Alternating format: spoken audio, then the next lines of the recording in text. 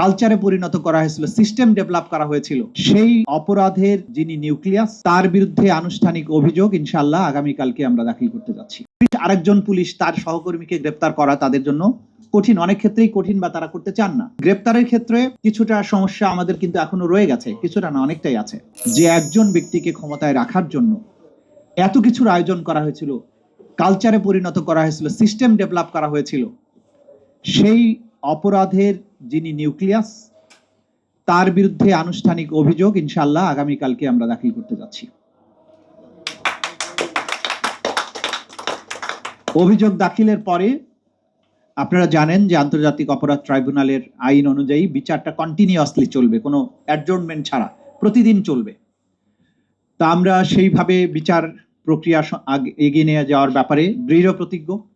পাশাপাশি এর আন্তর্জাতিক যে স্ট্যান্ডার্ড মেনটেন করা, মানবাধিকার রক্ষা করা, বিচারের নামে অবিচার যাতে না হয়, অতীতে যেগুলো হয়েছে সেগুলো যাতে না হয়, সেগুলোর ব্যাপারে আমরা খুবই সতর্ক এবং সাবধান আছি।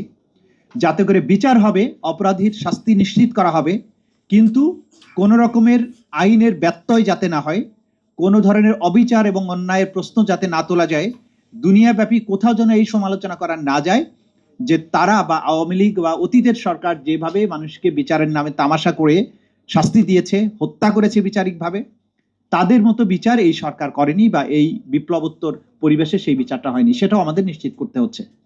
সুতরাং আপনাদের কাছে, জাতির কাছে আমাদের কথা হচ্ছে, ধৈর্য ধরেছেন আপনারা একটা বিপ্লব সফল করেছেন। বিপ্লবের পরে মানুষের মধ্যে এক ধরনের উন্মাদনা থাকে যে দ্রুতই আমরা সবকিছুর পরিবর্তন চাই। সেই পরিবর্তন করতে একটু সময় লাগে, যেটা আমি বলেছি আমাদের তদন্ত ক্ষেত্রে লেগেছে, কিন্তু এখন আমরা একটা চূড়ান্ত পর্যায়ে আছি। একটার পর একটা তদন্ত রিপোর্ট আসতে থাকবে, কারণ অধিকাংশ ক্ষেত্রেই আমরা যে অপরাধের যে স্ট্রাকচার, অপরাধের কোথা থেকে শুরু হয়েছে, কোথায় গিয়ে শেষ হয়েছে, কারা কারা ইনভলভ ছিল, মোটা দাগে সেগুলো কিন্তু আমরা আইডেন্টিফাই করে ফেলেছি। সুতরাং বিচার প্রক্রিয়া নিয়ে সামনে অগ্রসর হওয়ার পথে আমাদের বাধা অনেকটাই দূরীভূত হয়েছে। এরপরেও অনেক বাধাই তো আছে। আপনারা জানেন যে যারা এই গুমের মতো ভয়াবহ অপরাধের সাথে জড়িত ছিল, তাদের অনেককেই আমরা এখনো গ্রেফতার করতে পারিনি। মেইন পারপিট্রেটররা যখন বাইরে থাকে, তখন বিচারের ক্ষেত্রে সাক্ষীদের নিরাপত্তা একটা বড় প্রশ্ন হয়ে দাঁড়ায়। সেই ক্ষেত্রে গ্রেপ্তার নিশ্চিত করার ব্যাপারে আমরা কাজ করছি। আগে যেমন অভিযোগ ছিল যে পুলিশ বাহিনী গ্রেপ্তার করার ক্ষেত্রে শিথিলতা দেখায়, আরেকজন পুলিশ তার সহকর্মীকে গ্রেপ্তার করা তাদের জন্য কঠিন, অনেক ক্ষেত্রেই কঠিন বা তারা করতে চান না।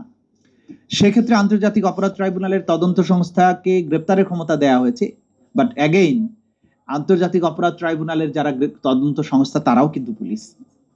সুতরাং গ্রেপ্তারের ক্ষেত্রে কিছুটা সমস্যা আমাদের কিন্তু এখনো রয়ে গেছে, কিছুটা না অনেকটাই আছে। কিন্তু এই জিনিসগুলো ওভারকাম করে আমরা কিন্তু ক্রমাগত সফল হচ্ছি এবং আশা করছি আগামী ডিসেম্বরের মধ্যে বিচারের ব্যাপারে বাংলাদেশ এক উল্লেখযোগ্য অগ্রগতি দেখতে পাবে। বাংলাদেশ অতীতের অনেক কালো অধ্যায় থেকে বেরিয়ে আসার মতো একটা সিগনিফিক্যান্ট কাজ অন্তত আন্তর্জাতিক অপরাধ ট্রাইব্যুনাল দেখাতে পারবে, এটা আমরা আশাবাদ ব্যক্ত করছি। কেউ এটাকে ইন্টারপ্রেট করবেন না এই অর্থে যে আমরা বিচারের সুনির্দিষ্ট তারিখ বেঁধে দিচ্ছি অথবা রায়ের তারিখ বেঁধে দিচ্ছি, না, এগুলো আমরা বলছি না। আমরা আমাদের কাজের যে অগ্রগতি হয়েছে তার আলোকে আমাদের যে পরিকল্পনা, আমরা এই সময়ের মধ্যে একটা দৃশ্যমান জিনিস জাতির সামনে উপহার দিতে চাই, এই ব্যাপারে আমরা দিনরাত কাজ করছি। যেমন আপনাদেরকে উদাহরণস্বরূপ বলতে পারি, গত 6 মাসে আমাদের কোনো শুক্রবার, শনিবার বা সাপ্তাহিক ছুটি নেই।